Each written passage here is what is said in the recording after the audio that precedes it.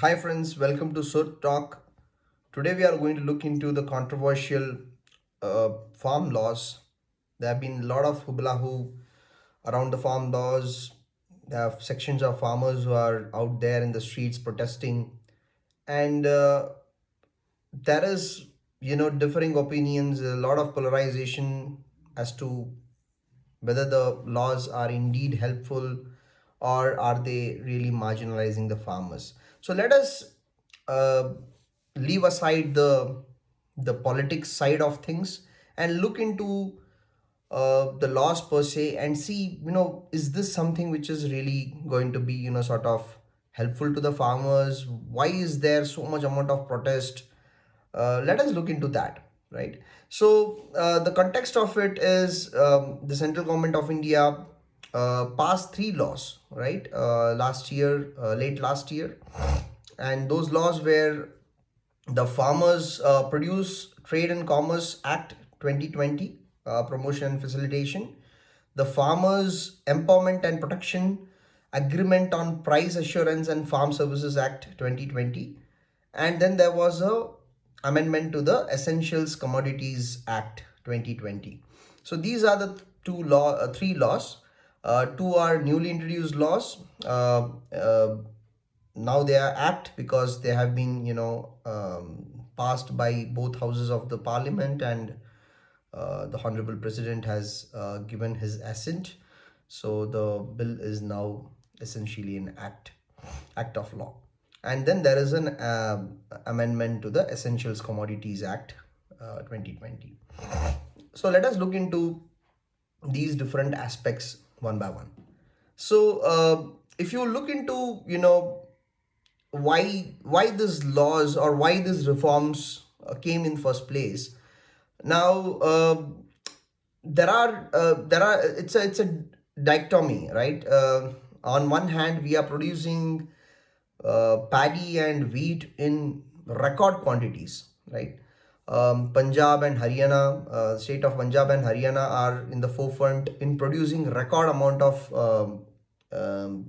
wheat and paddy, and that is being supported by the MSP, right? So the government basically purchases, has a particular price which they call it as MSP for these essential commodities, especially paddy and wheat, and government procures, that is the Food Corporation of India, of the central government, they procure the grains from the farmers at the MSP. Because of this, there is record amount of production of the wheat and paddy on one hand, which the FCI is not able to handle. There is shortage of storage space, the logistics is poor, the cold chain facilities are not up to the mark, and overall, because of all these, the layers, post production, post harvest, there are so many layers which are added on top of it. It makes the export unviable, right? The prices are not feasible, and we are in a situation where we are sitting on a huge amount of grain or stockpile, and though we are using it for PDS, the government is using it for PDS, uh, we are not able to export that. That aside, on the other hand, we are importing oil seeds, edible oil, fruits, even vegetables, to some extent we are importing it because of the shortfall. So on one hand we are producing record amount of wheat and paddy, and on the other hand we are importing oil seeds and edible oil, which is so much in demand. Why does this happen, right? One of the simple reasons is, yes, there is an MSP, so farmers, especially in this belt of Punjab and Haryana where they are producing wheat and paddy, they prefer to grow wheat and paddy. On the other hand, because of the overall risk involved in the oil seeds, in production of oil seeds, farmers tend to sort of neglect that, right? And we are in a situation where we are required to import those to fulfill our needs. So why does this happen now? one obvious fact is we need to obviously, improve or diversify our crops. That is one aspect. The second aspect is, now in the current scheme of things, the farmers are only allowed to, sell their produce at their registered mandis, which is basically the APMC's warehouses, right? Now, what does that happen? And this basically, these laws, especially the Farmers Produce Trade and Commerce Act, which is promotion and facilitation, that enables the farmers not just to sell in the registered mandis, but also to anybody else. Maybe it is a retailer, maybe it is a corporate within the country, outside the country. They have the freedom to sell their produce to literally anybody. In short, they basically, instead of, today being a price taker, they can be a price setter, right? So that is one obvious benefit of this. So why is this there is so much amount of opposition to it? This is, in fact, in a way, it is going to um, uh, remove the obstacles, or the exploitation, the so-called exploitation by the mandi commission agents, who basically force the farmers. There are reports where, the farmers are being forced to, take loans from them, and they get into a debt trap, and that leads to a very pathetic situation of our farmers. And how worse can be the situation be, right? We are seeing news reports where farmers have to dump their produce. We have seen these reports of tomatoes and onions being dumped by the farmers in anguish, on the middle of the road, because they just don't get the right price, and that the price what they are getting doesn't even cover the transportation cost. So it is a very dire situation. We have seen multiple reports of farmer suicides all the years. We have turned numb because of of so many news, and it is a very unfortunate situation. So I think this bill, honestly, I mean, the intention of the government is good, in bringing, or in basically to improve the farmer's income, to help farmers. What does a farmer today need? They basically want to ensure that their produce, they are able to, sell it at a cost where they are able to make a good margin, right?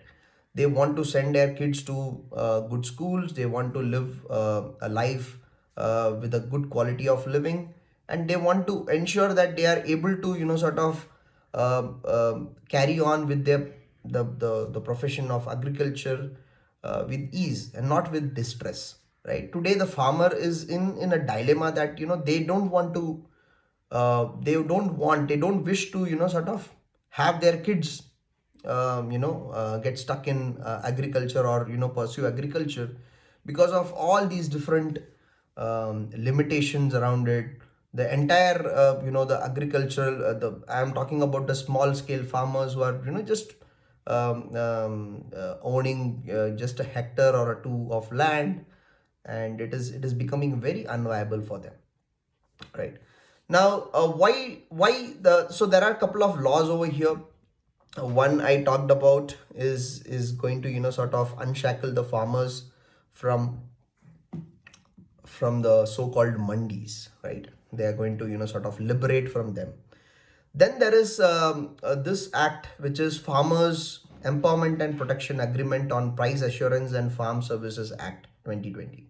This talks about contract farming, right? So if the farmer, he can engage with a corporate, or it can be uh, any other person or an individual like you and me, and they can get into an agreement, right?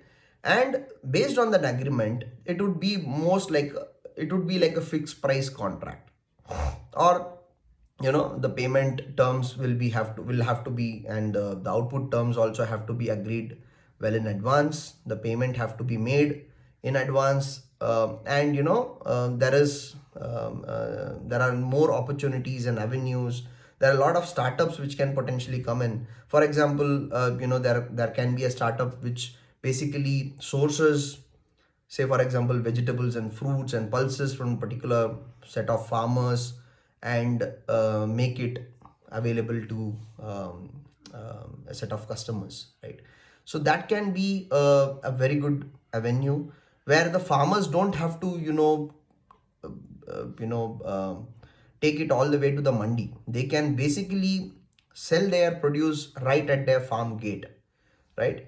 And all the other logistics can be taken care, and the market forces can come into picture. Now, this particular act talks about some of the peculiar things, right? How, if there is a dispute between the buyer, which is the sponsor, and the farmer. Now what happens? So the law is heavily favoring the farmer in this case, and also there is a three-step mechanism of dispute resolution, right? So there is, first is there is a conciliation committee, right? And then there is a SDM, subdivisional magistrate, who gets involved. You go to SDM if you don't get a proper outcome in the conciliation process. And if the SDM, at the SDM level, you don't get a proper resolution, you then go to the last step, which is the appellate authority, which might be the collector of this district. So all these are going to be public functionaries, and there is also a clause which is in fact a bit controversial, where no courts will have any sort of jurisdiction, right? Only these three mechanisms for dispute resolution is there, right? That is one. And secondly, there cannot be any cases filed against the central government or any of the other functionaries, the so-called functionaries, which is SDM, the appellate authority, because they are deemed to be doing their job in good faith, right? So though your decision can go against you, you'll not be able to sort of register a case against them, right? So that is also there, so that there is some amount of freedom to execute or do the right job. Now it is a bit of a controversial take, in my opinion, of whether court should basically be avoided to or should citizens, be it farmers or even be it the other party, the aggrieved party, should we not allow them to go to a court of law, if they wish to, if they wish to sort of resolve their disputes? The fact of the matter is it going to be feasible, right? In contract farming, you want a resolution quickly, you want to have a resolution. Most of the times you want to have a mediation, you want to have some sort of reconciliation, so you get a you get to an outcome quickly, right? Courts are a long drawn process. Also, it is an expensive affair, not to talk about, apart from the delays, it is also an expensive affair. For example, a corporate can have a battery of lawyers. What chance does a farmer have in front of a corporate with a battery of lawyers who can go all the way to the Supreme Court, right? That is not the intention. The intention here is to sort of ensure there is a dispute resolution mechanism in place which works for both the parties, which is fair, and it is quick, right?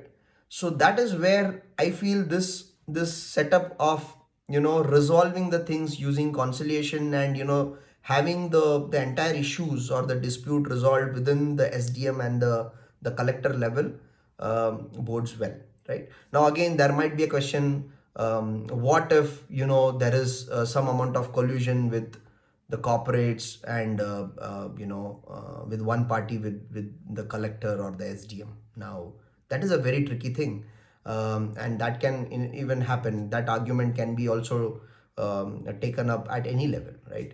So there have to be some checks and balances built around it to ensure that the system does work, and the farmers are able to sort of engage in contracts which are meaningful, which are being worked upon in true spirit, in true letters and words, and there is no abuse. So all said and done, there is the third law, which is basically the Essentials Commodities Act. Now, the Essentials Commodities Act basically talks about government intervention, right? Now, the government can intervene at any point in time, citing there is a shortage or anything, and basically ensure or control the production of it, right? Control the export of it, control the import of it. Government has vast powers under the Essentials Commodities Act. Now this act has been modified in such a way that there is more predictability from the government's point of view. Now, why do we need this, right? Say for example, unless and until there are extraordinary circumstances, it basically, the law, the amendment basically removes foodstuffs such as cereals, pulses, potatoes, onions, etc., and basically from the list of essential commodities, and it basically removes the stock holding limits on agricultural items produced by horticultural techniques under these extraordinary circumstances. Now, these are required because traditionally, the startups or any businesses, they have kept themselves away from agriculture because of these high entry barriers, right? So the government has essentially lowered the entry barriers, allowing more ventures to enter into the agricultural business. Thereby the scope gets expanded. Now this will only benefit the farmer, because the farmers will get more avenues, they'll get more tools and techniques, and they will get more help to sort of produce more in a responsible fashion. And they'll also, in a way, once the competition increases, once there are more players in the field, due to the market forces, they'll be able to get better prices. Now that is what is the intention of the government. Now again, how this pans out is anybody's guess. Of course, the government could have probably done some amount of pilot. I don't know if they have done that. The whole optics, the way it has played out, is that the government has rushed through things. Though the ground reality might not be the same, but the way the optics have played out, unfortunately for the government, is that things have been rushed through. It has been shoved through the down the throat of the farmers, and there is whole agitation. Now, why there is so much of agitation only from the or majorly from the farmers belonging to Haryana and Punjab?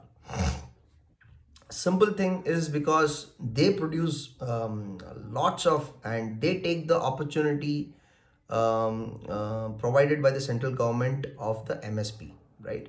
Around, if you look at it at a high level statistic, around 10% of the farmers, the overall farmers, which is more than 150 million, only 10% of them avail the MSP, right? And of which around 45 to 50%, almost half of that, belong to the state of Punjab and Haryana. So if you see a huge pie of the entire the benefit of MSP goes to Punjab and Haryana because of their voracious production of wheat and paddy, right? Now that has led to a lot of other concerns in terms of because the paddy is a water guzzling crop. You have to basically dig huge borewells, going into thousands of feet under the ground, and that has depleted the water table to a very good extent, and that has resulted into lot of health concerns, even cancer, right? There are reports of increase in cancer in correlation with increased production of wheat and paddy. Now all these are connected. Now so what is the way forward? So the farmers of Punjab and Haryana can still go and produce their paddy and wheat and get the benefit of MSP. Government has categorically said that they are not going to do away with the MSP. MSP is basically an administrative decision, right? It is not part of the statute, right? So the government has decided that, hey, this is the price which we are going to set uh, for the crop, and that, in my opinion, is not going to go away. I think the Prime Minister of India, Honorable Prime Minister of India, has given a commitment that MSP is not going to go away. It is not, in a way, it is not there in the statute book also, right? It is a administrative decision of the government, because they are setting a price for procuring it, right? Now again, if you see, overall, there is a lot of trust deficit between these two parties. Are all farmers talking in one voice? I don't think so. It is a minuscule, uh, but it is a sizable, section of the farmers. Their sentiments have to be respected. At the same time, the farmers, aggrieved farmers, should also think that, hey, this is not just about those who are benefiting from the MSP, which is just 10%. What about the 90% of the people? What about those who are throwing their produce on the streets just because they are not able to even get a basic price? They are not even able to get a salvage value, right? And they are literally forced to dump their produce on the road in anguish. And the least talked about the suicides, the less it's a very unfortunate situation. And I think this entire farm laws have to be taken into that perspective. Even if the end of the day, the whole purpose is to enable farmers to improve their income, um, make agriculture more feasible for them, because ultimately they are just holding small parcels of land, right? um, and for example, there are for example, in a way, those who have holding small pockets of land, and if they decide to sort of go for high value crops like vegetables or horticulture. Now the nature of the crop is such that you have to harvest them in batches. You are not going to get one bumper produce at one go, and you have to harvest them in batches, sell them in batches. Now how is it going to be feasible for them to sort of transport it to the mandis? They'll end up having huge amount of overall logistical cost. They'll not be able to sort of leverage economy of scale. That is where this contract farming, the startups can agro based startups can help bridge the gap, and the farmers will be able to realize value for it. They'll gradually shift to diversify their crops rather than just sticking to the paddy and wheat. So we definitely want diversification. We are a self-sufficient nation. We don't have to. There is a overall sentiment of Atmanirbhar Bharat. We don't have to go and import oil pulses and edible oils. We have enough farmers. We have enough tools and techniques to produce them in house. Just that we need to have that diversification. We need to give that comfort to our farmers that we are there with you, right? So overall, this is my entire take on it.